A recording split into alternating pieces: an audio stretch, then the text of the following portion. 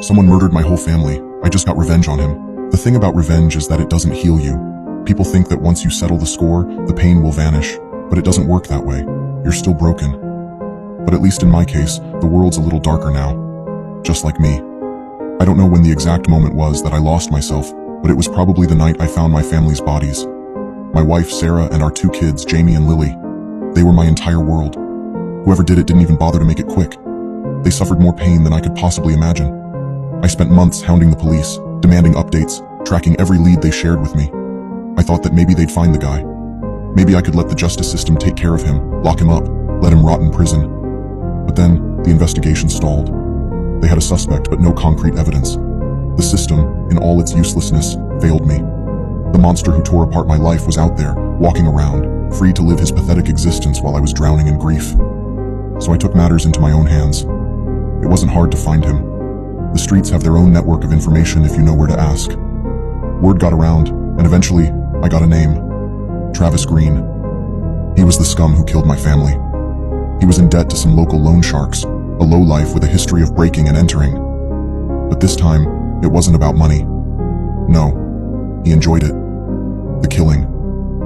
I could see it in his mugshot, that sick gleam in his eyes when they picked him up on unrelated charges. He liked hurting people. He deserved what was coming.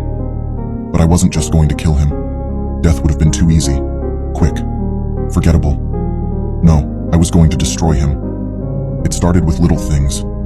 I watched him, learned his routine. Travis worked a dead-end job at a garage, spent his evenings getting drunk at a dive bar, and went home to a crummy little apartment. The first night, I slashed his tires. Not enough to raise suspicion, just enough to inconvenience him. Then, I broke into his apartment while he was out, moved things around, left small signs that someone had been there. A picture frame tilted, a cupboard open, little things that would mess with his head. At first he brushed it off, probably thinking it was his own drunken stupidity. But then I ramped it up. I installed hidden cameras in his apartment, his car, even his workplace. I wanted to know everything about him. Then, I started leaving notes. The first one was simple. I know what you did. I left it on his kitchen counter while he was at work. When he found it, I watched him from the camera feed, saw the confusion, the way he scratched his head and crumpled the note like it was nothing. But the seed was planted. The next note was a bit more direct. Your time is coming. This one got a reaction. I watched him pace his apartment, glancing at the door, checking the locks twice, then 3 times. He was starting to crack. That's when I knew I had him. For weeks I kept up the pressure. I'd break in while he slept and leave the note on his pillow. I'd call his phone from a blocked number, just to breathe on the other end, let him know someone was there. Sometimes I'd send him a picture of his apartment from the street.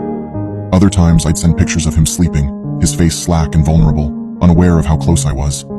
He stopped going out, stopped working. He stayed holed up in his apartment, paranoid, constantly looking over his shoulder. That's when I started planting the real evidence. I hacked his bank account, drained what little he had left, and left a trail of fake purchases linking him to my family's murder. Expensive gloves, tools, even a shovel. I planted these items in his apartment when he wasn't looking. Then I called the cops with an anonymous tip. It didn't take long before the police came knocking. They dragged him out in cuffs, and I was there to watch from across the street, hidden in plain sight. I'll never forget the look on his face. Desperation, confusion, terror. It was delicious. But the cops couldn't make the charges stick. Not for my family's murder, at least. Not yet. They let him go, but the damage was done. He knew someone was after him. He knew that every corner he turned, every shadow he passed, I could be there. I broke into his apartment one last time. This time, I didn't just move things around. I took pictures of me standing over his bed while he slept, a knife in my hand, inches from his throat. I printed them out, along with a final note. It's your fault they're dead. You deserve worse. The police won't save you now. The last time I saw Travis, he was standing on the roof of his apartment building. I watched from the shadows as he looked down at the street below, his body trembling. He was talking to himself, the pictures and the note clutched in his hand. I didn't need to say anything. He stepped forward,